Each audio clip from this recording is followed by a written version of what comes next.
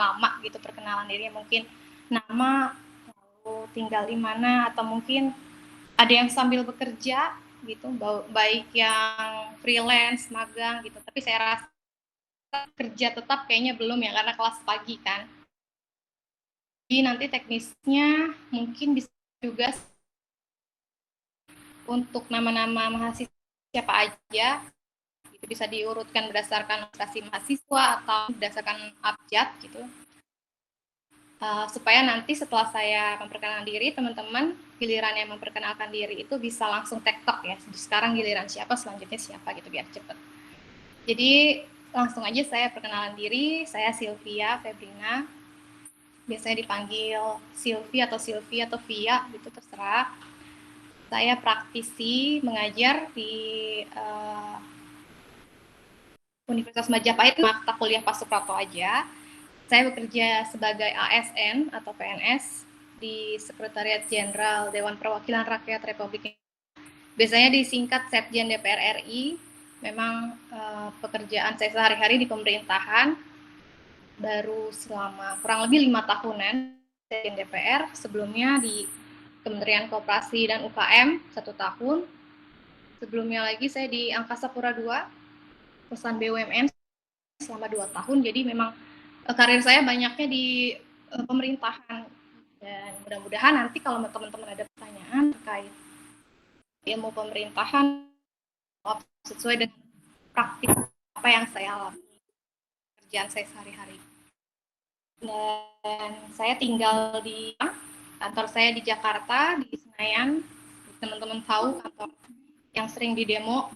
Dan tapi saat ini saya di rumah, kebetulan banget bisa ngajar kelas ini dari rumah karena kalau dari kantor agak repot. Dan mungkin langsung aja ya ke teman-teman sekalian, kalau mau berkenalan atau mungkin ada yang ditanyakan, boleh nanti disampaikan.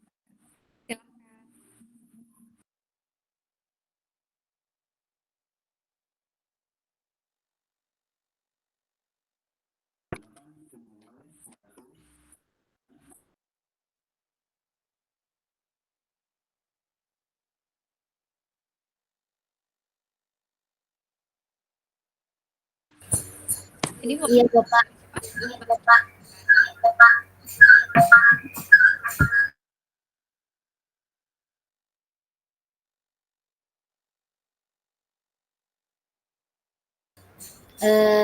Terima kasih atas waktunya. Perkenalkan, nama saya Alfie Laufi. Saya mahasiswa ilmu pemerintahan. Sekarang domisili saya ada di Kota Mojokerto, tepat di Wates. Kesibukan saya sekarang selama perkuliahan itu masih berada di organisasi dan juga sering bantu-bantu dikit di Dinas Pemberdayaan Perempuan dan Perlindungan Anak. Terima kasih. Terima kasih Mbak Alfi. Boleh selanjutnya Mas Gufron mungkin yang lagi on cam. Perkenalkan, nama saya Muhammad Gufran Ariski. Saya tinggal di Mojokerto. Untuk kesibukan saya hanya berkuliah dan aktif di UKM dan organisasi HIMA. Sudah. Terima kasih. Pak.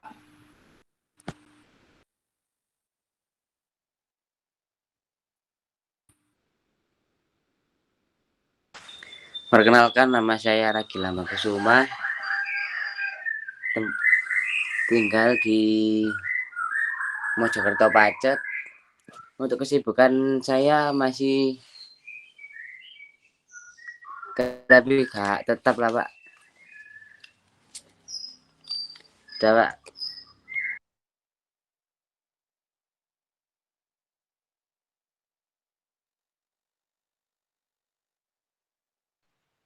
Perkenalkan, nama saya Nabila. Alamat rumah saya di Kabupaten Mojokerto. Mojosari. Kesibukannya fokus kuliah saja.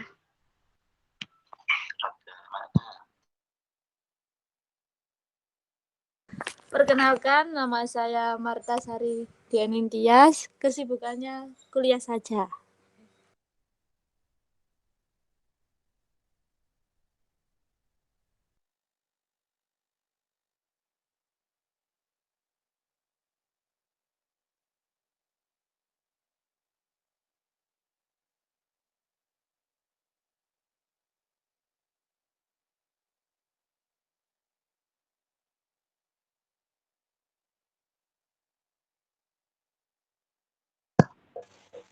Perkenalkan, nama saya Clarissa Anggi. Saya domisili Kota Mojokerto.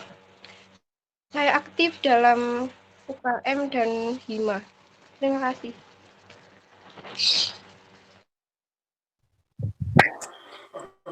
Perkenalkan, nama saya Dev Satria, domisili Kabupaten Mojokerto, tepatnya di Kemang.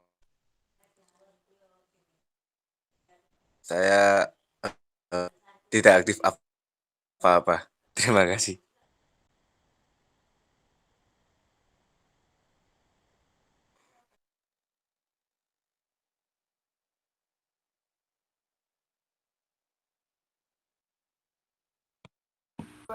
Ion sama Yanuar. Sudah semua ya, Pak?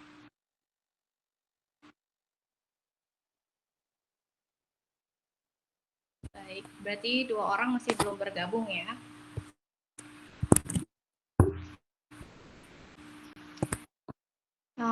Pak Suprapto, ya berarti sekarang saya bisa mulai langsung ke materi aja kali ya.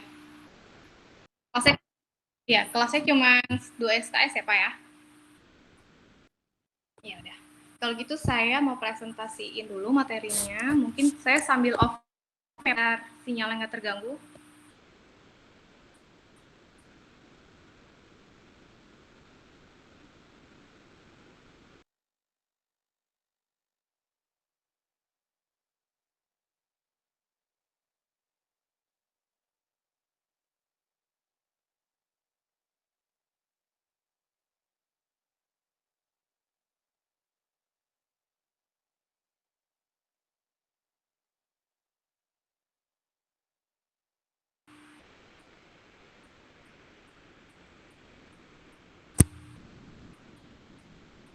Izin Pak Suprapto, apakah presentasinya sudah terlihat ya?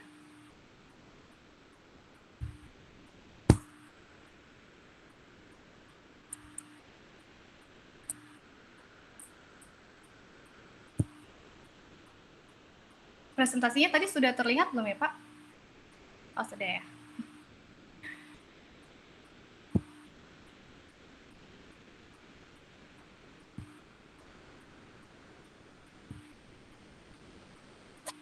Baik, saya langsung aja ya presentasikan materi hari ini yang berjudul Konsep Sosiologi Pemerintahan dan Civil Society.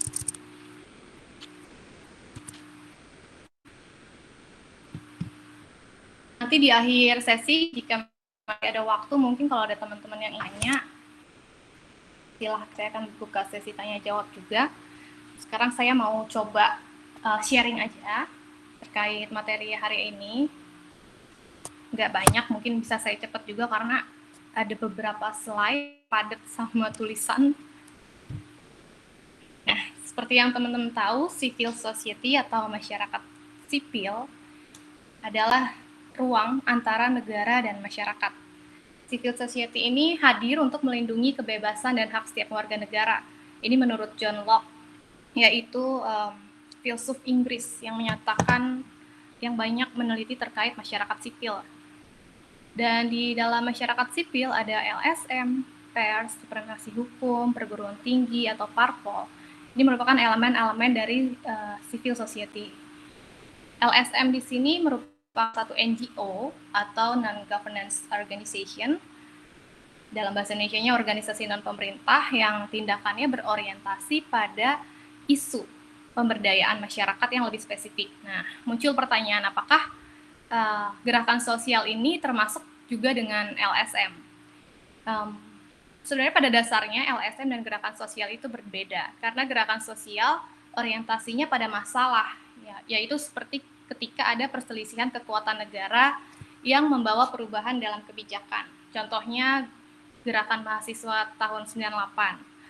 Sedangkan LSM adalah sektor sosial yang didasari kepedulian dengan kelompok kepentingan yang lebih spesifik.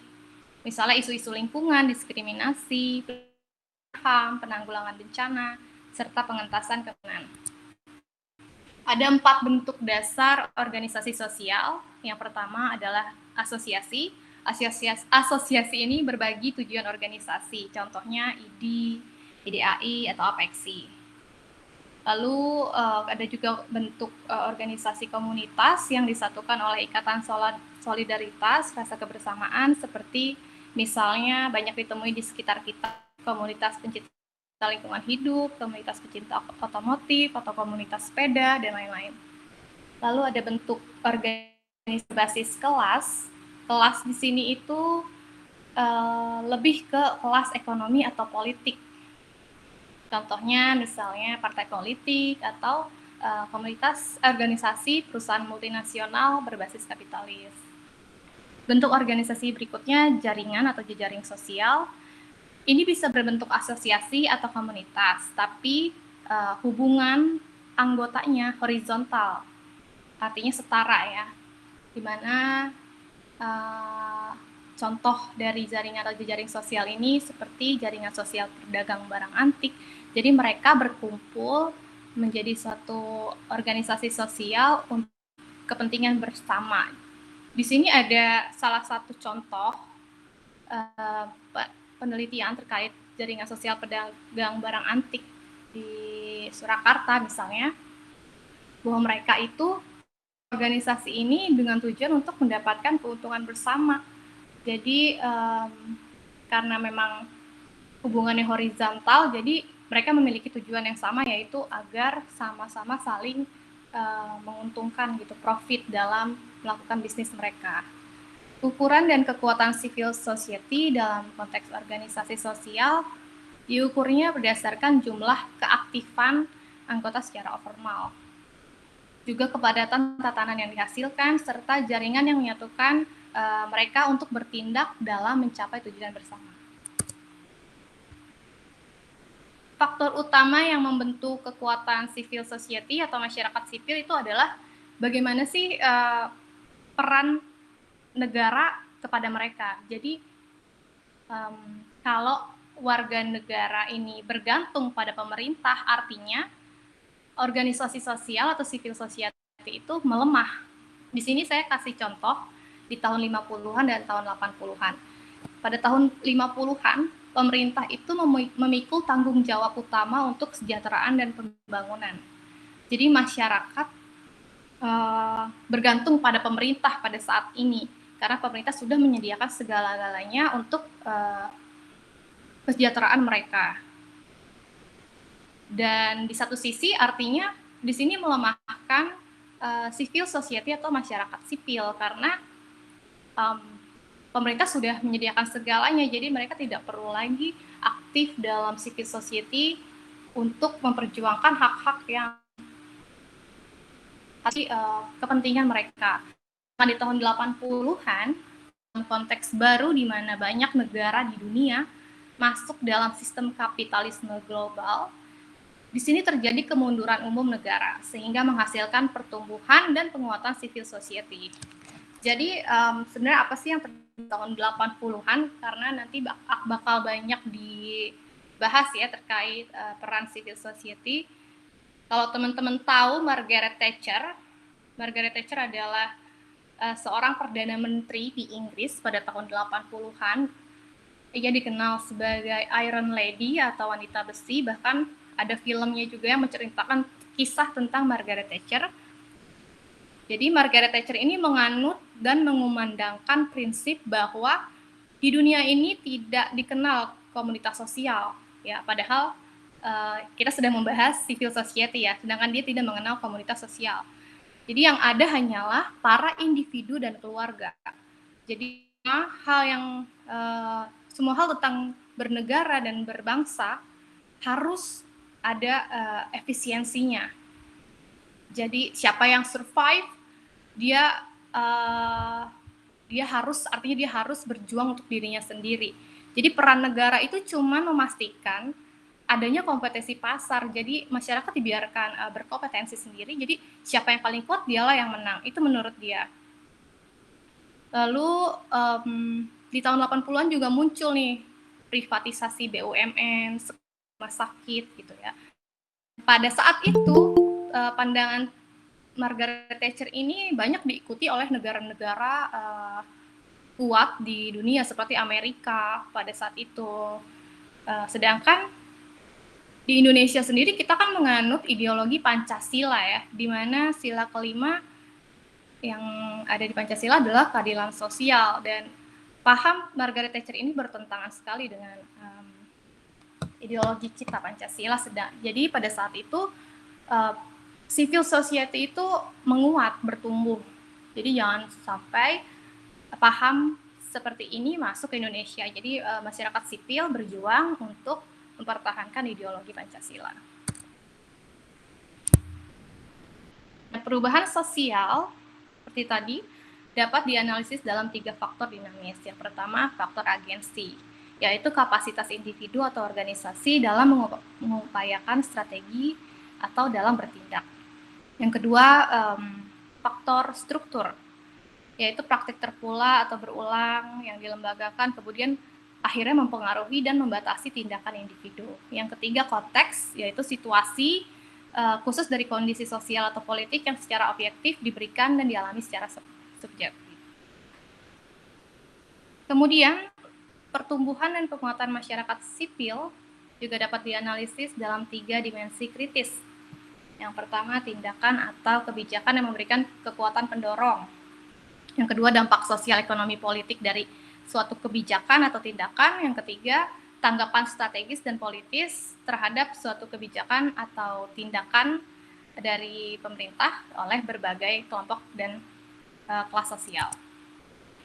Di sini ada beberapa contoh terkait kebijakan yang pernah ada di Indonesia yang pada akhirnya memberikan dampak penguatan ataupun pelemahan masyarakat sipil ya. Yang pertama, contohnya kebijakan globalisasi. Kita tahu proses globalisasi ini memberikan kebebasan ekonomi dan politik. Dampak bisa baik atau bagi organisasi masyarakat sipil. Ya, di satu sisi pasar global ini atau globalisasi juga bisa membahayakan otonomi atau kedaulatan masyarakat. Di sini saya kasih contoh kebijakan gentrifikasi pariwisata di Bali. Saya pernah melakukan kajian tentang ini. Kebijakan gentrifikasi pariwisata adalah kebijakan untuk memajukan bidang pariwisata di suatu daerah dengan membuka keran investasi ya selebar-lebarnya, sekencang-kencangnya.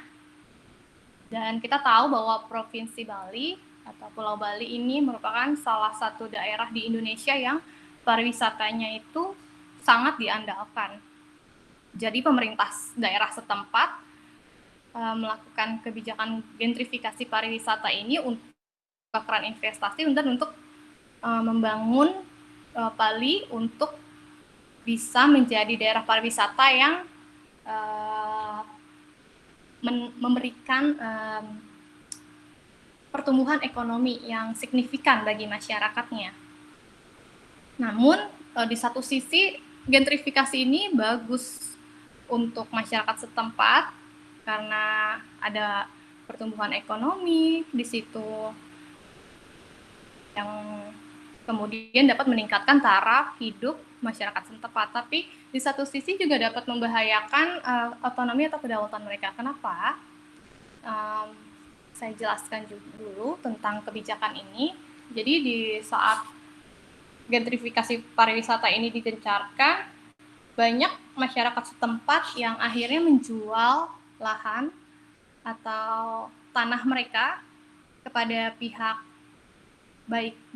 baik lokal ya, pihak investor lokal maupun asing untuk dijadikan seperti hotel, villa, dan tempat-tempat wisata lainnya. Nah, di satu sisi memang akhirnya tempat wisata atau hotel dan akhirnya membuka lapangan pekerjaan untuk mereka dan mereka merasakan gitu adanya peningkatan taraf hidup. Tapi dalam jangka panjang, seiring berjalannya waktu, sudah terlalu banyak lahan warga yang akhirnya diambil alih menjadi tempat wisata, dan bahkan hingga saat ini sebenarnya di Bali ini sudah kapasitas untuk pembangunan pariwisatanya ini sudah over, dan ini akhirnya akan mengganggu yang namanya kearifan lokal mereka yang seharusnya awalnya mereka mungkin melakukan kerajinan tangan. Banyak masyarakat yang membuat kerajinan akhirnya mereka beralih, misalnya mereka menjadi pegawai hotel, pegawai villa, dan memang sudah terbukti gentrifikasi pariwisata ini telah memberikan dampak buruk. Oleh karena itu diperlukanlah adanya pengawasan dan kebijakan lainnya yang untuk mengatasi hal tersebut, misalnya dengan adanya kebijakan pembangunan pariwisata berkelanjutan. Meskipun telat untuk Bali, tapi diharapkan bagi daerah-daerah lainnya seperti Jogja atau KEK lainnya yang nantinya akan banyak investor yang masuk. Nah, itu diharapkan bisa diatasi, jangan sampai terjadi seperti apa yang Bali rasakan. Berikutnya, kebijakan demokratisasi atau liberalisasi politik, di mana kebijakan ini mengubah lingkungan politik dan kelembagaan masyarakat sipil. Misalnya, masyarakat sipil ini menjadi target tempat bagi oposisi pemerintah, atau di sini kita sering sebut buzzer ya. Jadi buzzer itu juga ada buzzer oposisi, bukan buzzer pemerintah doang. Jadi mereka menargetkan masyarakat atau organisasi civil society itu untuk menyerang pemerintahan. Ini contohnya, contoh yang tidak baik. Selanjutnya, organisasi politik dan pemerintah partisipatif atau demokratif ini adalah contoh yang ya, bahwa demokratisasi telah memunculkan banyak civil society yang mengedepankan demokrasi. Misalnya kalau di mahasiswa aja kan ada organisasi BEM ya, yang anggota BEM ini banyak yang memperjuangkan hak-hak masyarakat untuk turut serta dalam proses legislatif. Nah, dalam kasus-kasus lain melalui represi negara, yaitu pengendalian terhadap masyarakat untuk membatasi keterbukaan HAM, kebrutalan polisi, penyelesaian paksa, pembersihan. Jadi jadi mahasiswa nih, kaum pemuda ini kan banyak tuh yang melakukan gerakan-gerakan organisasi mereka untuk memperjuangkan hak-hak masyarakat dalam proses legislatif, misalnya dalam perancangan undang-undang menolak undang-undang anti korupsi misalnya ya. Tapi di sini dapat muncul represi negara ini, yaitu saat mahasiswa melakukan demokrasi dibubarkan secara paksa dengan kebrutalan polisi dan sebagainya, seperti juga yang terjadi saat kasus para supporter bola kemarin ya, dibubarkan secara paksa dengan secara brutal, menimbulkan jiwa yang sangat banyak. Dan hal ini tentunya memperburuk konflik sehingga memecahkan perwujudan good governance, yaitu yang satunya good governance adalah demokratis dan civil society yang kuat dan partisipatif. Berikutnya adalah kebijakan reformasi struktur politik atau liberalisasi politik, di mana demokratisasi seringkali memerlukan reformasi struktur politik yang ada. Nah, kita perlu mencapai yang lebih demokratis, misalnya mendesain ulang konstitusional atau pelimpahan kekuasaan kepada pemerintah seperti desentralisasi dan juga pengaturan formal yang memperluas akses publik ke pembuatan kebijakan dan memastikan akuntabilitas dan transparansi yang lebih besar. Nah, ini tuh misalnya kalau di lembaga legislatif, kita sedang berupaya untuk membuat layanan yang parlemen to citizens gitu, dan juga citizens to parlemen. Dan di sini memang diperlukan reformasi struktur politik, meskipun belum mencapai ke arah sana, tapi sedang diupayakan, yaitu yang salah satunya yang diupayakan oleh DPRI adalah kita sedang menyusun Open Parliament Indonesia, di mana sini sebenarnya sudah ada rencana aksinya ya, sudah ada rencana aksi, belum dalam bentuk peraturan. Oleh karena belum dalam bentuk peraturan DPR, kita belum bisa membuat itu menjadi sebuah implementasi ya, kebijakan, jadi masih ada terhambat. Meskipun begitu, rencana aksi sudah kita susun, dan salah satunya adalah layanan Parliament to Citizens dan Citizens to Parliament, yaitu di mana anggota parlemen bisa berdiskusi gitu. Ada layanan platform yang menjadi tempat untuk parlemen itu berdialog dan berdiskusi, tapi tujuannya adalah untuk terkait pembuatan legislasi ya, pembuatan undang-undang, pengawasan. Dan sebenarnya sudah ada beberapa platform yang disusun, memang sampai saat ini masih belum maksimal untuk hal tersebut. Dan ini satu reformasi struktur politik yang sangat kita butuhkan ke depannya, supaya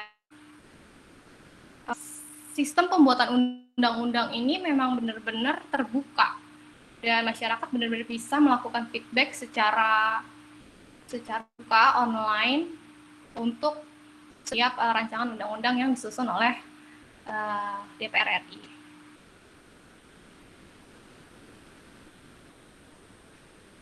Berikutnya adalah penyiimbangan kembali kelembagaan untuk kepentingan good governance. Dalam hal ini, layanan penyediaan barang publik juga dapat disediakan oleh sektor swasta dan organisasi masyarakat sipil kepada konstituensi mereka sendiri dan komunitas mereka yang lebih luas. Contoh barang publik yang bisa disediakan oleh bahan bakar minyak ya. Nah, saat ini sudah banyak berbagai dari sektor swasta yang menyediakan bahan bakar minyak selain Pertamina, dan bisa menjadi pilihan bagi kita untuk menggunakan kualitas BBM yang sesuai dengan kemampuan dan preferensi kita. Dan ini juga tujuan bagi pemerintah dengan adanya penyelenggaraan atau penyediaan BBM dari sektor swasta. Jadi saat ini harga juga bersaing. Itu juga mengapa pemerintah akhirnya menaikkan harga BBM, karena memang sangat timpang ya harga BBM dari sektor swasta dan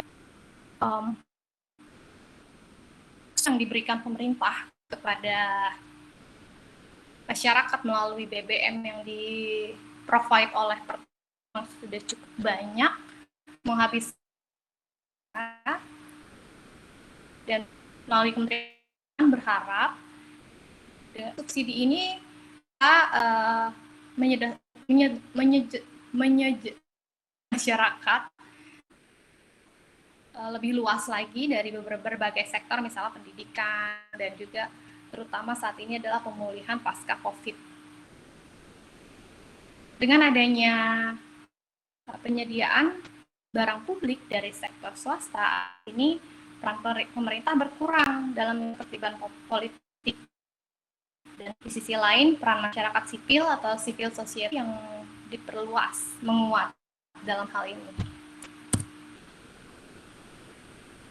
Adalah kebijakan privatisasi pada tahun 1980-an, bahwa kita temui ya pada tahun itu, seperti yang telah saya tadi jelaskan di kisah tentang Margaret Thatcher, sekilas tentang Margaret Thatcher, bahwa pada akhirnya banyak BUMN yang diprivatisasi ya. Perusahaan negara banyak yang diserahkan ke perusahaan swasta ya, dengan alasan efisiensi pada saat itu.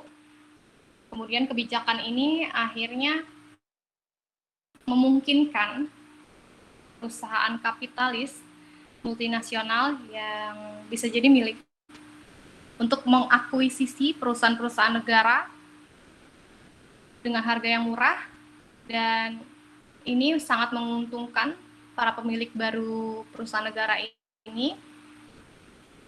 Dan dampaknya ya kita menolak ya privatisasi ini ke asing. Kalaupun memang privatisasi dilakukan, tidak bisa diambil alih oleh pemilik, tidak boleh dilakukan oleh perusahaan kapitalis multinasional atau asing.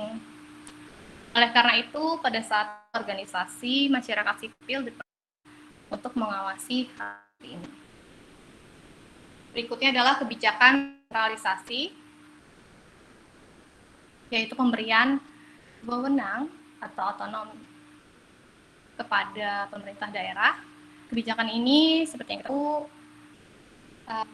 disambut dengan baik oleh masyarakat karena negara terlalu mengurus hal-hal dan negara terlalu kecil untuk mengurus hal-hal yang besar yang ada di daerah. Dan desentralisasi ini dianggap memberikan tempat untuk berdemokrasi dan dalam mewujudkan good governance atau pemerintahan yang baik dalam bentuk politik dan pembangunan yang lebih partisipatif. Jadi DPRD saat ini perannya memang sudah kuat karena ia bisa mengurus sendiri daerahnya melalui penyusunan peraturan daerah.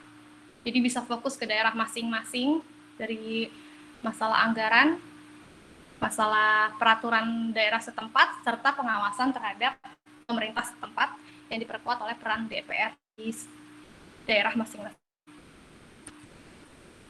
Lalu kebijakan liberalisasi ekonomi.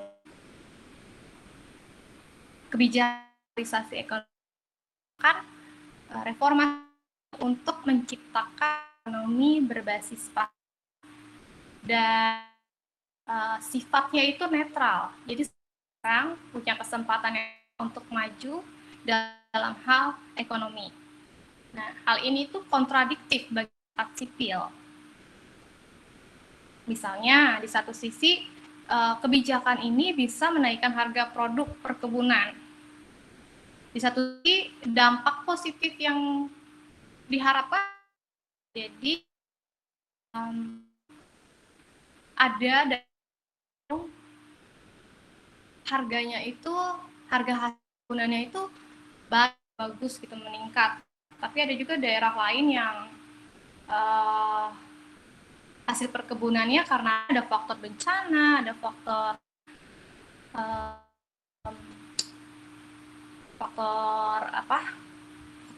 lain yang bisa kita harga di daerah itu tidak naik signifikan di daerah lain, dan hal ini akan menimbulkan ketidakmerataan dampak positif dari setiap daerah dan ada kecemburuan. Nah, inilah kira memunculkan kelompok-kelompok swasta dan asosiasi yang Tujuannya adalah untuk memberikan bantuan kepada masyarakat yang akhirnya termarginalkan atau terpinggir, yang akhirnya dimiskinkan oleh reformasi pasar ini, oleh akibat liberalisasi ekonomi. Contoh kebijakan berikutnya adalah deregulasi berkaitan dengan peraturan pemerintah tentang kegiatan ekonomi untuk kepentingan umum. Di sini contohnya saat pemerintah mengizinkan beberapa industri untuk melakukan monopoli agar menghasilkan harga yang lebih rendah. Contohnya listrik. Listrik kan hanya dikuasai oleh PLN. Tapi saat ini kebijakan ini sebenarnya dianggap tidak relevan lagi. Contohnya adalah kegagalan negara pada tahun 80-an, yaitu dalam bentuk krisis fiskal yang menghasilkan kondisi politik agar pendekatan kebijakan deregulasi ini dibatalkan atau dibalikkan.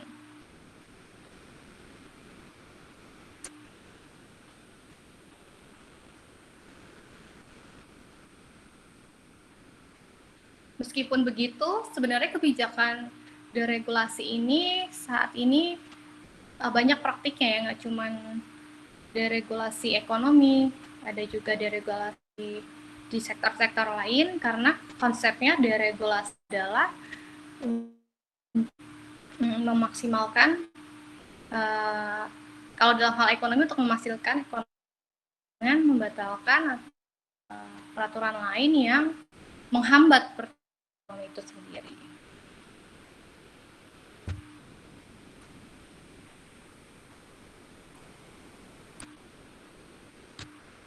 Baik, sepertinya saya sudah masuk di akhir slide, tapi waktu masih banyak, jadi kalau ada teman-teman yang ingin diskusi atau bertanya, saya persilahkan.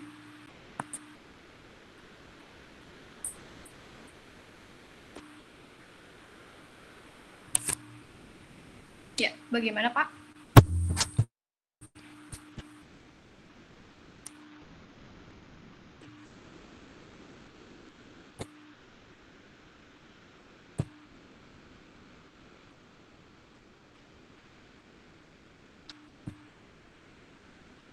Izin Pak Suprapto, sepertinya suaranya belum terdengar.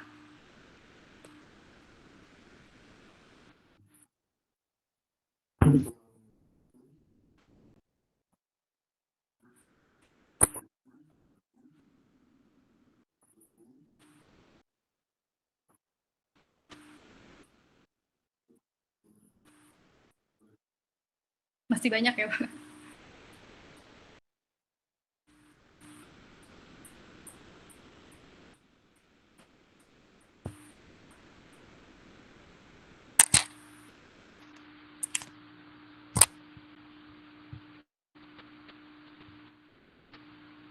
Saat ini mahasiswanya sudah bergabung semua Pak?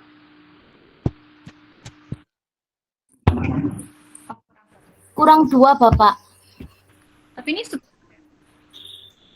Januar sama Ion. Tadi sudah saya hubungi tapi belum aktif.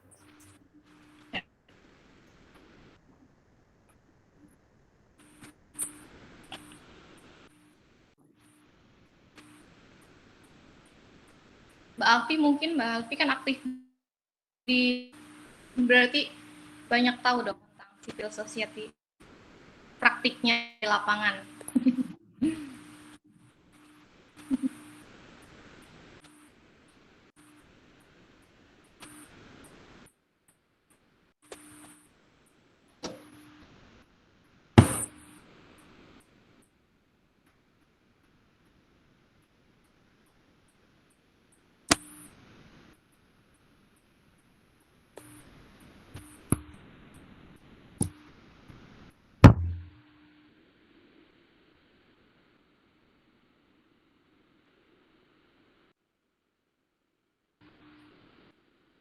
Ini untuk materinya nanti saya kirim ke Pak Suprapto aja berarti ya? PowerPoint-nya maksudnya.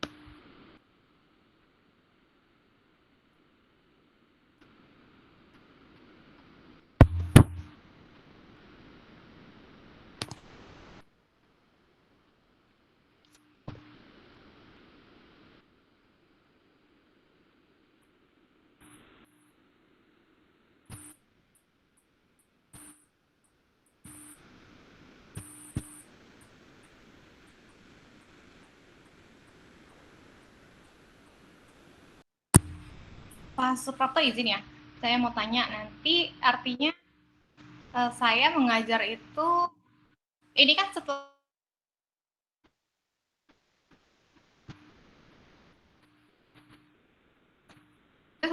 UTS saya masih mengajar berarti ya Pak ya?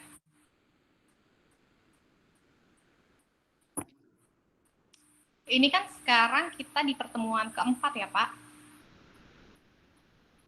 Berarti kalau UTS itu kan biasanya ada di pertemuan ke-8 ya Pak ya?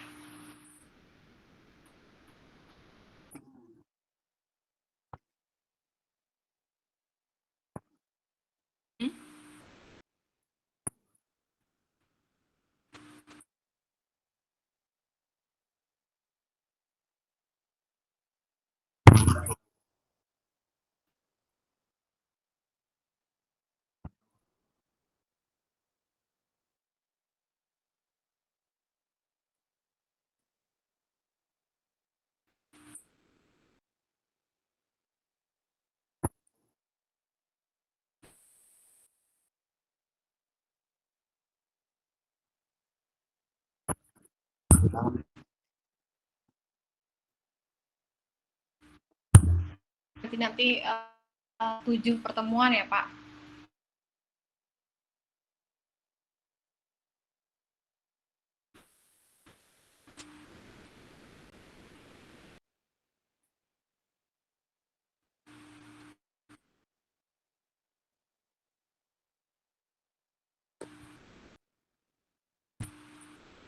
Di mana tuh kan maksudnya?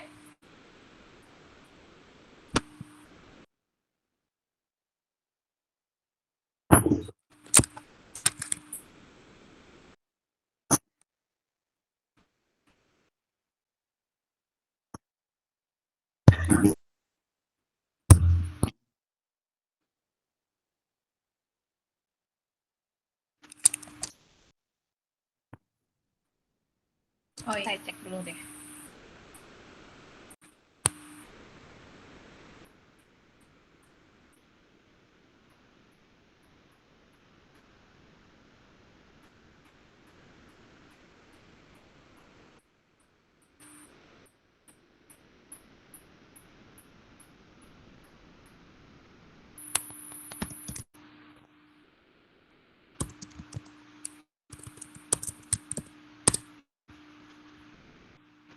Di pertemuan untuk proses belajar mengajar dengan Pak Suprapto ini teknisnya gimana Pak? Apa ada kita udah siapin untuk sesi diskusi atau memang materi full selama 1,5 jam gitu?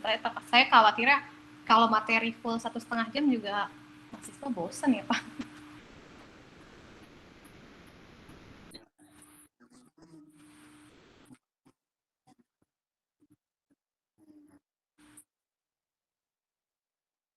Oke.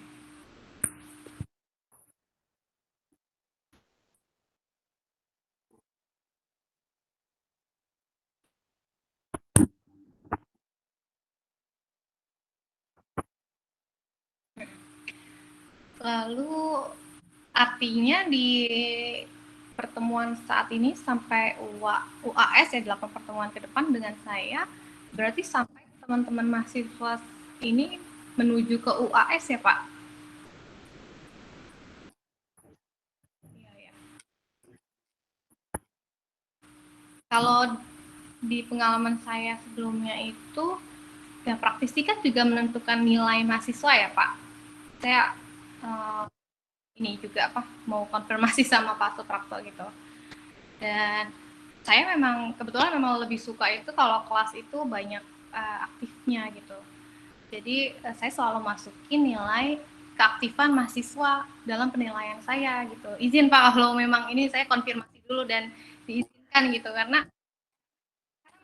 materi yang diberikan itu nggak bisa kita tangkap 100% kalau kita tuh nggak paham konsepnya, mahasiswa nggak paham konsepnya, dan kalau ada hal-hal yang dirasa membingungkan atau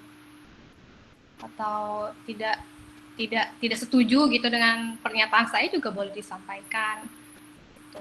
Teman-teman sekalian juga bisa sharing lah. Jadi Jadi saya nggak sekedar mengajar, tapi juga saya rasa sebagai dosen ya Pak Suprapto pasti juga setuju nih. Kalau dosen tuh sebenarnya banyak juga ya hal-hal yang kita dapetin dari mahasiswa ya Pak. Nggak cuma kita memberikan sesuatu kepada mahasiswa, tapi sebenarnya banyak hal yang bisa kita dapatkan juga dari mahasiswa, masukan-masukan gitu. Jadi kalau saya preferensinya mungkin di minggu berikutnya gitu, karena saya nggak akan presentasi sampai 1,5 jam full, nggak mungkin lah presentasi 1,5 jam. Jadi sisanya ya saya mau diskusi aja gitu dari mahasiswa. Kalau nanti ada mahasiswa ini ada diarahkan untuk membuat makalah atau tugas gitu nggak ya Pak?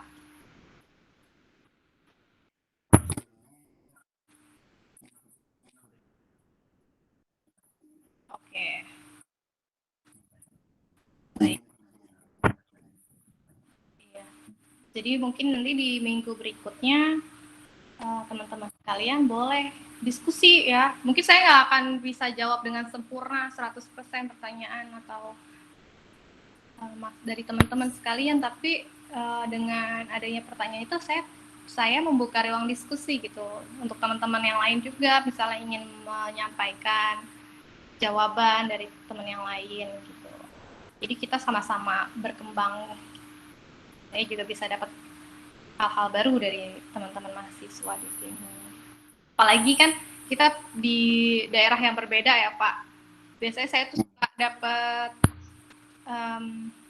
masukan-masukan atau hal-hal baru dari daerah setempat gitu. Ada apa sih sebenarnya di daerah Mojokerto gitu. Mungkin ada permasalahan-permasalahan terkait Pemda setempat atau pelayanan publik di daerah tersebut kan berbeda dengan apa yang saya dapatkan di Jakarta atau Tangerang gitu ya Pak.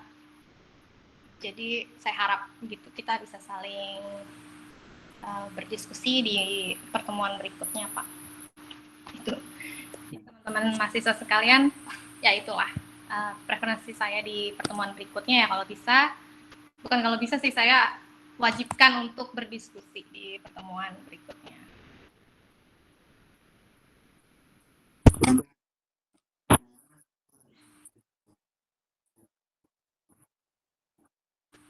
Presensi Google Form boleh sih Pak, tapi yang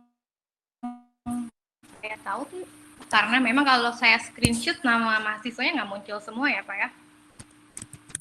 Artinya ya saya butuh nama-nama mahasiswanya sih Pak. Memang mungkin Google Form boleh juga untuk di-share ke teman-teman absen atau dipanggil juga boleh sih Pak.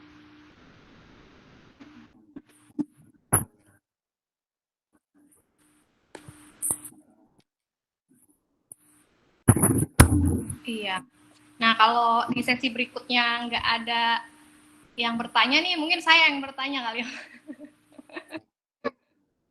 Ya, mungkin saya yang nanti yang bertanya itu kalau penerapan kebijakan di Pemda Mojokerto terkait yang tadi kan saya bahas tuh ada deregulasi, ada bagaimana sih organisasi sipil di daerah Mojokerto gitu. Biasanya kan di daerah-daerah ini banyak inovasinya ya Pak. Misalnya Karang Taruna daerah sini, TRT ini membuat apa gitu, dia menjadi suatu benchmark bagi daerah lain gitu, karena dia membantu perkembangan ekonomi masyarakat setempat. Biasanya kan ada hal-hal yang menarik di daerah-daerah ya. Bahkan saya di Tangerang aja bisa menemukan banyak hal contoh baik yang datang dari organisasi setempat. Saya yakin di daerah pasti lebih banyak lagi. Terutama di Mojokerto saya belum dengar banyak sih Pak. Pak Suprapto, berarti lokasi di Mojokerto juga ya Pak? Oke. Tapi domisili di situ. Saya dengar teman-teman kebanyakan domisilinya di Mojokerto.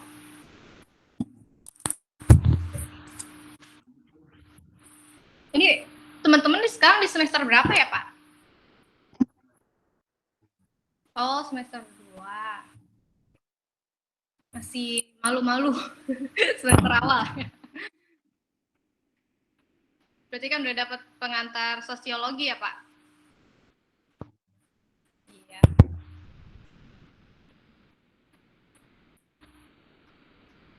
Ini biasanya kalau kita belajar ilmu pemerintahan, teman-teman tuh cita-citanya mau jadi apa ya? Penasaran. Kalau Mbak Alfi pengen jadi apa, Mbak? Harapannya setelah lulus S1 ilmu pemerintahan? Ingin terjun di politik atau bagaimana? Pinginnya sih masuk PNS ya, di bidang perempuan. Oh, atau di pusat nih? Ya, yang bawa dulu aja Ibu.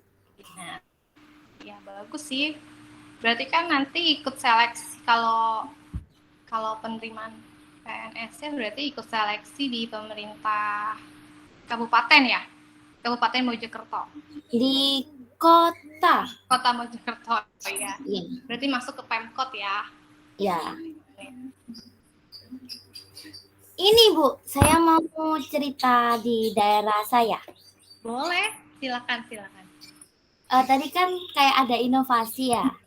Nah, tadi tuh langsung saya tuh kepikiran kalau di daerah saya, di kelurahan saya khususnya, itu kita udah dapet reward dari dari kota bahkan provinsi, yang dimana di sini tuh ada yang namanya gerbang wali. Ya, dimana gerbang wali ini dia itu membantu perekonomian warga setempat, mulai dari warga yang kurang mampu, terus juga bersih-bersih rumah gitu kan, terus membantu ODGJ gitu kan.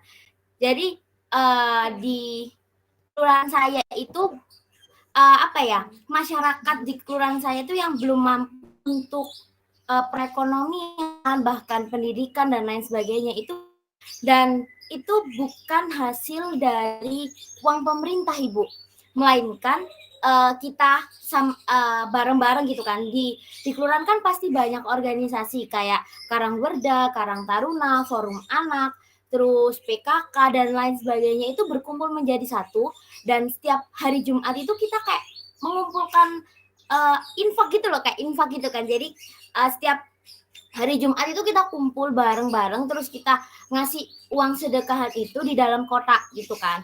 Dan nggak hanya di teman-teman organisasi ini Bu, tapi kita juga meminta kayak ke rumah-rumah gitu kan, minta bantuannya gitu kan, dan alhamdulillah dapat apresiasi semua dari masyarakat setempat gitu kan. Jadi kita itu juga membantu sesama gitu kan, dan itu hasil dari pemikiran Karang Taruna. Karang Taruna kan saya gitu kan. Alhamdulillah saya sebagai ketua Karang Taruna itu kayak pengen gitu kan membikin sesuatu yang berguna gitu kan. Tapi juga kemarin saya juga mikir gitu kan, sama siapa gitu kan.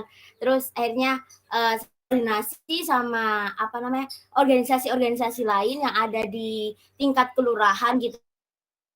Gimana sih cara mensejahterakan warga gitu kan, warga yang ada di kelurahan Wates gitu kan.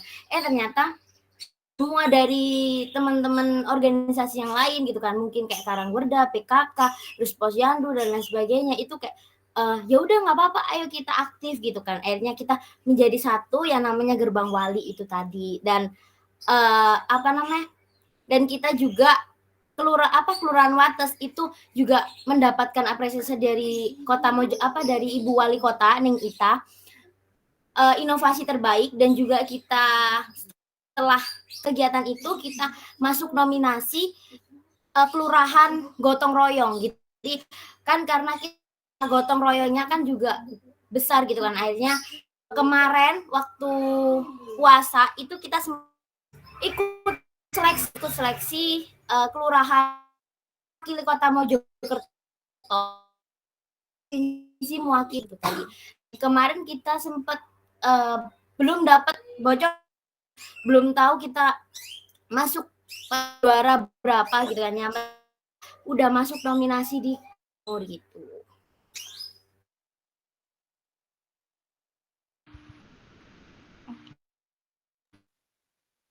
Tapi sharingnya nih, jadi Nama organisasi berarti Gerbang Wali. Gerbang Wali yang tadinya itu merupakan inisiasi dari Karang Taruna setempat ya di Kelurahan Wates ya. Ya, tapi itu sebenarnya cuma motivasi doang sih dari saya. Terus habis itu kita ngobrol-ngobrol dan akhirnya yang membentuknya itu dari Karangwerda, Ibu. Jadi saya cuma Pak, bisa nggak sih kayak kelurahan itu ada satu organisasi yang benar-benar itu semua organisasi itu campur jadi satu di dalam suatu nama gitu kan. Akhirnya dari ketua Karangwerda itu bilang iya tuh Mbak bagus gitu kan. Dan akhirnya nama Gerbang Wali itu dapat dari teman-teman Karangwerda. Terus kita juga bingung gitu kan. Ini nanti alurnya kayak gimana karena saya cuma pikirannya itu doang Bu, belum sampai yang spesifik gitu kan. Terus teman-teman dari udah terima kasih atas kayak pertama gitu. Terus tapi saya nggak pingin saya nggak orang pertama gitu kan, karena saya mempunyai inisiatif gitu kan, karena yang bikin semuanya itu adalah teman-teman dari Karangwerda, dari forum anak, dari semuanya gitu kan. Bahkan dari Puskesmas pun yang ada di Kelurahan itu ikut membantu gitu kan. Terus dari teman-teman kelurahan juga membantu gitu. Oke. Ya, berarti kan artinya Mbak Alfi itu termasuk salah satu yang berinisiasi atau mempersai akhirnya terbentuk organisasi Gerbang Wali ini kan. Tujuannya untuk membantu masyarakat setempat terutama dalam kemiskinan kan. Kalau boleh tahu Mbak, ini kan tadi disebutkan ada masyarakat yang misalnya ODGJ dan sebagainya itu dibantu. Ini mereka dibantu dalam hal dana atau bantuan pendidikan atau keterampilan gitu, atau semuanya? Kalau dari kita itu tidak memberikan uang Ibu, tapi misal ODGJ membutuhkan kayak perawatan medis, ya kayak penanganan biar kan di kota misalnya suka marah-marah gitu. Nah, teman-teman itu kayak membantu agar dia tuh kayak pulih kembali, stabil kembali. Akhirnya kita bawa ke mana? Rumah sakit sih yang itu Lawang itu Ibu, yang di Malang itu. Diberikan fasilitas kesehatan untuk ODGJ. Ya, terus habis kan rumahnya juga udah udah sebenarnya nggak layak pakai gitu kan. Bapaknya minta nggak mau pindah gitu kan. Akhirnya kita bersihin semua gitu kan. Kita kita rawat, terus rumahnya kita juga gitu kan. Terus ada juga yang orang yang mampu untuk lansia itu dia sendirian di rumah, terus dia juga nggak bisa jalan gitu loh Ibu. Jadi itu cuma mengandalkan warga setempat, warganya nggak ke situ ngapain gitu kan. Akhirnya kita membuat program gitu kan, yang Gerbang Wali itu kayak memberi roda gitu kan. Kita juga memberi fasilitas kepada beliau gitu kan. Beliau itu juga bisa kemana-mana gitu kan ya. Kita juga memberikan fasilitas kepada mereka dengan berupa barang maupun jasa gitu kan, bukan uang.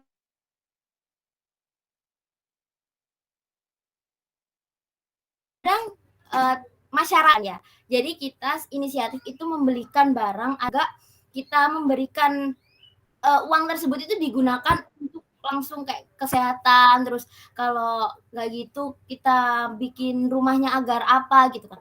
Tapi itu nggak semuanya bisa kita lakukan karena kita juga mempunyai jaringan dulu. Jadi setelah ada RT yang laporan ke Bang Wali, kita tuh kayak survei gitu kan, apa mereka berlayak mendampingi apa enggak gitu kan. Kalau layak ya kita ngadain rapat, terus yang mereka butuhkan ini gitu kan. Terus akhirnya barulah setiap hari Sabtu sama Minggu itu selalu Gerbang Wali menggunakan acara tersebut gitu. Dan alhamdulillah kemarin itu kita udah tebengan lagi gitu kan Ibu dari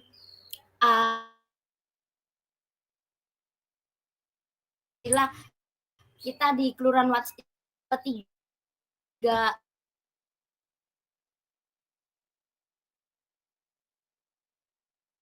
gratis gitu Ibu. Dari awal terbentuk. Belum lama itu sejak pemikirannya emang dari sejak tahun 2020. Terus terlaksananya itu tahun 2021 akhir. Jadi justru saat masih ini ya terbentuk. Ya. Berarti progresnya cukup percaya ntar badan usaha ya, toko bangunan mau jadi sponsor. Ya. Kalau organisasinya sendiri apa sudah disahkan jadi organisasi masyarakat atau masih dalam bentuk informal nih, Mbak Alfi? Gimana apa ya?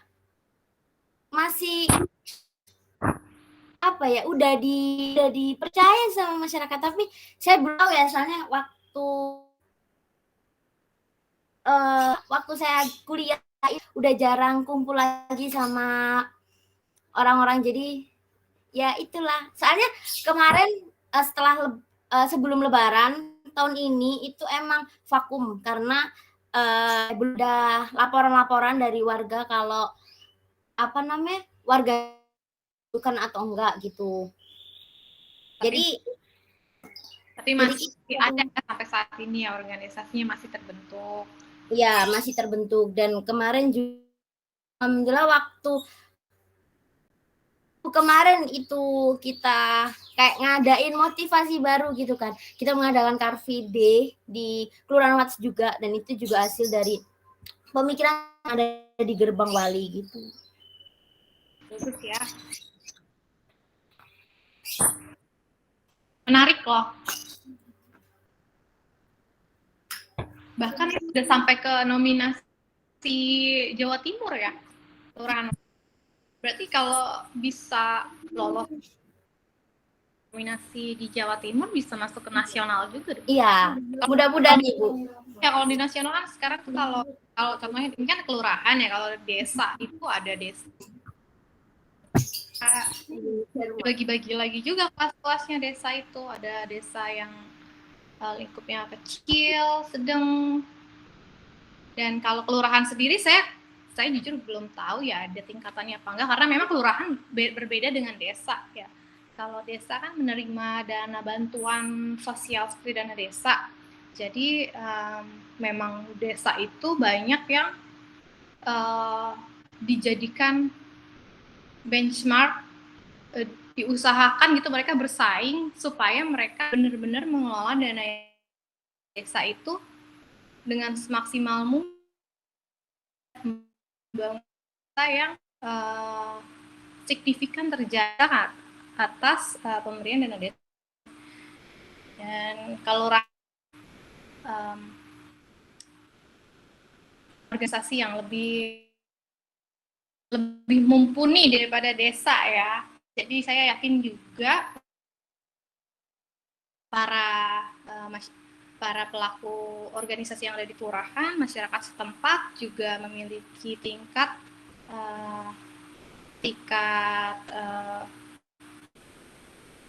dari masyarakat di desa sudah pasti, karena kan kelurahan biasanya berada di Mojokerto, jadi memang sudah tidak setertinggal di desa kelurahan. Jadi ya memang harusnya lebih baik daripada oleh masyarakat desa. Salah satunya itu sangat memungkinkan banget organisasi kecil di kelurahan seperti Karang Taruna itu bisa menjadi organisasi yang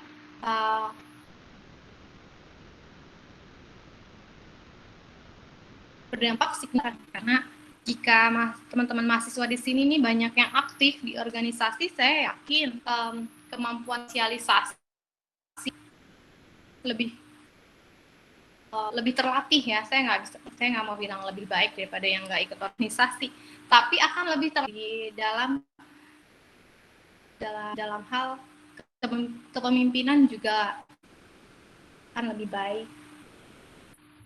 Jadi di saat waktu-waktu senggang kita sebagai mahasiswa, kalau teman-teman mempunyai khusus, misalnya lebih suka ke olahraga, kesenian, itu bisa gabung ke organisasi-organisasi seperti yang memang mau ada itu. Jadi kalau bisa dimanfaatkan waktu selama menjadi mahasiswa ini dengan baik, sebelum nanti akhirnya terjun di dunia pekerjaan, itu akan hilang masa-masa saat mahasiswa seperti itu. Gitu Pak. Yang banyak bercerita Mbak Alfi dari tadi. Makasih ya Mbak Alfi.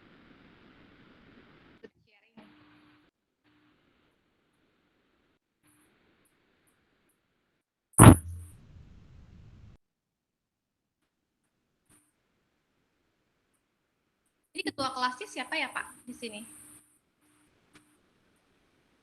Saya, Ibu. Oh, Mbak Alfi ketua kelas. Makanya dari tadi on terus ya. Ngawasin.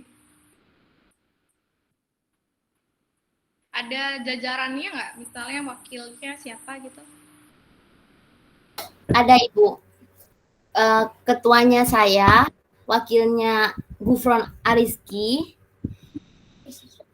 terus itu Nabila sama Davi, terus bendaharanya itu Clarissa sama Marta. Jadi hampir semuanya dapat posisi ya? Ya, yang tidak tersebut itu mereka menjadi penanggung jawab gitu, penanggung jawab mata kuliah. Ambil alih dalam organisasi kelas dong. Ya.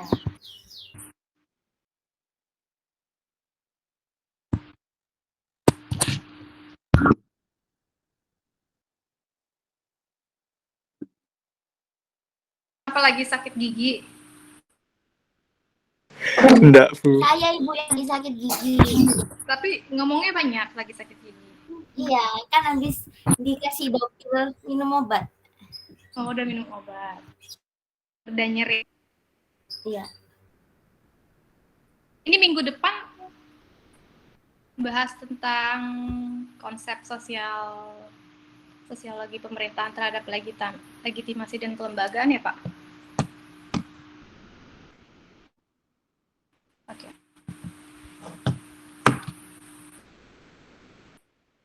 Mungkin nanti materi saya kali ya, teman-teman juga. Kalau misalnya ada pertanyaan gitu bisa untuk diskusi ya. Diskusi. Jadi diskusi bisa yang lain apa?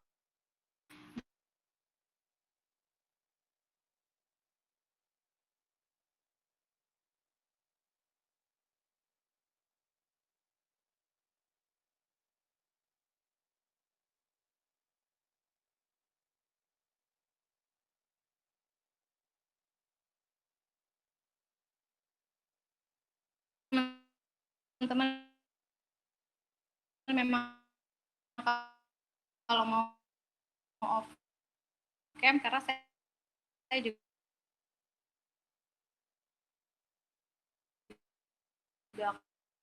akan off cam.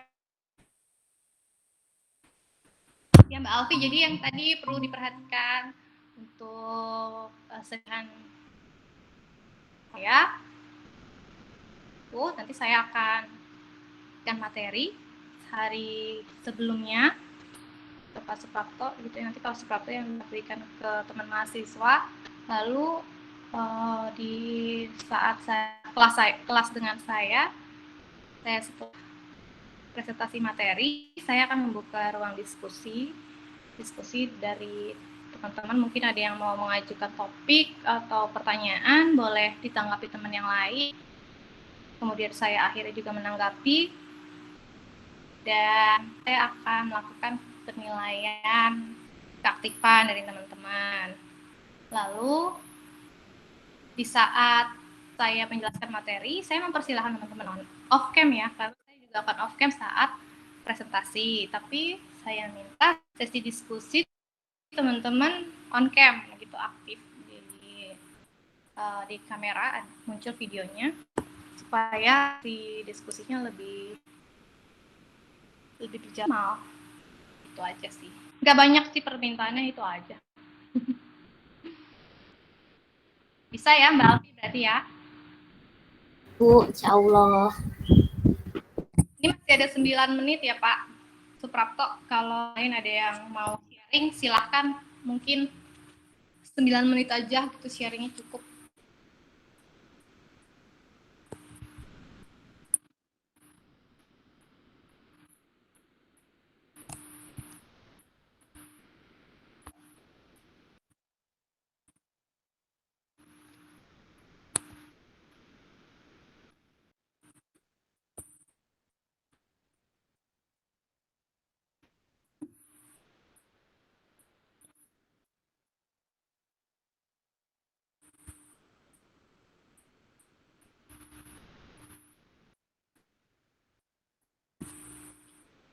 Grup kelas kan ya berarti? Punya Ibu. Nanti Yang bersama Pak Prapto, Ibu. ya boleh bareng Prapto, boleh yang enggak, tapi di-share aja ke teman-temannya. Oh iya.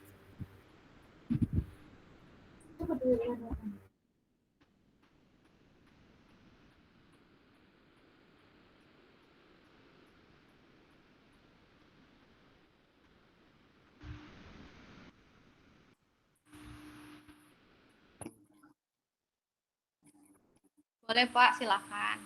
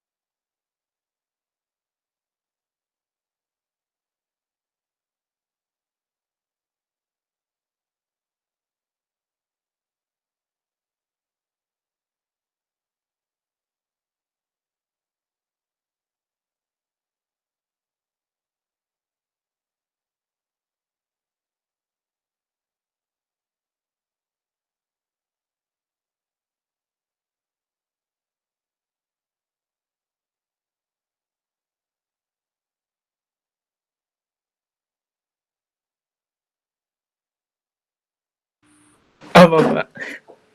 Ya silakan Mas Gufran. Organisasinya boleh. Saya boleh tanya di luar ini, Pak, apa? Di luar yang dibahas ini.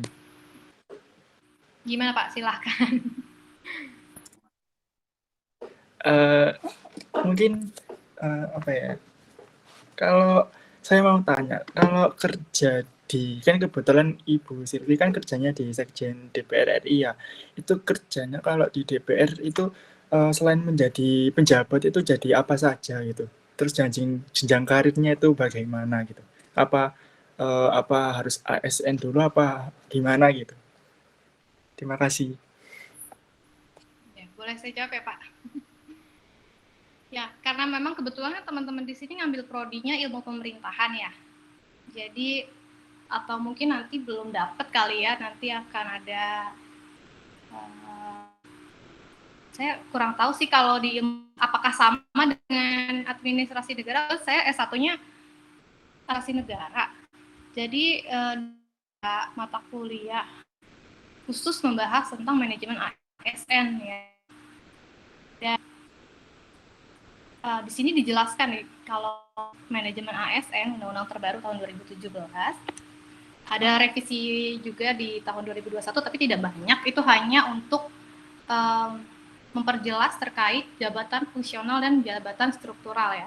Jadi ASN ini atau PNS terdiri dari ASN, PNS itu ASN aparatur sipil negara, dan yang non ASN ya, yang kalau sekarang itu mau dijadiin P3K, pegawai pemerintah dengan perjanjian kontrak gitu ya. Kalau dulu kan namanya apa ya? Bukan PP3K, tapi dulu itu namanya ya pegawai kontrak aja disebutnya. Ada yang di satu sisi kita ada PNS juga ya. Kalau saya memang sebagai ASN atau PNS, yang tentunya kita tahu bahwa untuk menjadi ASN ada seleksinya kan, seluruh Indonesia melalui CAT. Sampai saat ini masih melalui hal tersebut. Itu adalah salah satu bentuk dari reformasi birokrasi di Indonesia, yaitu dengan cara meningkatkan kualitas ASN melalui hal tersebut salah satunya. Dan jadi sama dengan kementerian lain, meski kita bekerja untuk lembaga legislatif, tapi sebagai ASN ini adalah eksekutif, kita tetap pemerintah gitu. Hanya saja atasan kita, bos kita ini memang legislatif, anggota dewan gitu ya. Memang ini unik, RI ini memang unik gitu, dan kita sangat diberikan tantangan agar dalam eksekutif ya, karena kita bekerja di lembaga legislatif. Tapi jenjang karirnya sama dengan kementerian lembaga lain, bahwa di Kementerian Koperasi misalnya, sebelumnya saya di Kementerian, kita ada menteri yang merupakan jabatan yang politik ya, menteri itu jabatan politik, sama anggota DPR yang merupakan jabatan, tapi di Kementerian Koperasi hanya satu menteri, itulah yang politik. Tapi kalau kita di legislatif ini ada 500 anggota ya. Jadi di lembaga Sekjen DPR kita punya Sekjen, eselon 1, deputi sama dengan kementerian lembaga lain, lalu ada kepala biro, kepala bagian, kepala subbagian sama kurang lebih dengan kementerian lain, lalu juga ada jabatan yang staf atau pelaksana. Jabatan pelaksana ini ada yang struktural dan ada yang fungsional, dan kita tahu bahwa Pak Jokowi mengarahkan agar ASN di Indonesia tuh lebih banyak jabatan fungsionalnya daripada struktural, agar mengurangi jumlah pejabat negara. Ya, itu tujuannya sih, salah satu bentuk reformasi birokrasi juga. Tapi memang saat ini masih banyak jabatan struktural, termasuk saya bukan fungsional, saya struktural di Sekjen DPR RI. Meskipun begitu, memang DPR RI ini susah untuk dijadikan fungsional semua, Pak, karena kita mengurus sekretariatan berbeda dengan misalnya LIPI gitu, yang memang Kerjaannya adalah meneliti. Jadi sampai jenjang karir dia sampai tua ya memang meneliti, sedangkan kita ini di Kesekjenan itu mengurus kesekretariatan anggota.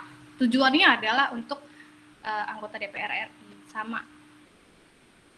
Jadi jabatan struktural di Sekjen DPR RI ini masih banyak banget, dan fungsional masih sangat lebih sedikit dibandingkan dengan kementerian lembaga lain. Tapi kita sedang membangun supaya lebih banyak jabatan fungsional. Jadi nanti kalau teman-teman mendaftar ASN, bisa dilihat, ditelusuri dulu itu Mas atau Mbak itu mendaftar untuk jabatan struktural atau fungsional, karena berbeda tugasnya. Kalau fungsional sudah pasti teman-teman akan ada di bidang pekerjaan itu sampai nanti pensiun. Jadi jenjang karirnya itu tidak berbeda dengan struktural. Yang struktural itu ada nanti dia akan naik ke Kasubag, ke Kabag, ke kepala biro, ikut bidding menjadi deputi dan sebagainya. Sedangkan yang fungsional ya tetap misalnya dia sebagai analis komputer, ya dia akan sebagai analis komputer sampai dia pensiun. Hanya saja ada jenjangnya, misalnya analis komputer ahli pertama, ahli muda, ahli madya, dan ahli utama, jika bisa sampai ke sana. Dan apa lagi yang ingin diketahui? Kayaknya saya sudah cukup menjelaskan belum nih? Atau masih belum terjawab? Kalau semisal itu tesnya itu ikut provinsi langsung ke pusat gitu, apa Bu? Oh, kalau di Sekjen DPR berarti langsung ikut seleksi yang di pusat. Ya Bu, terima kasih. Ini waktunya udah lewat nih Pak. Apa bisa kita akhiri di pertemuan hari ini?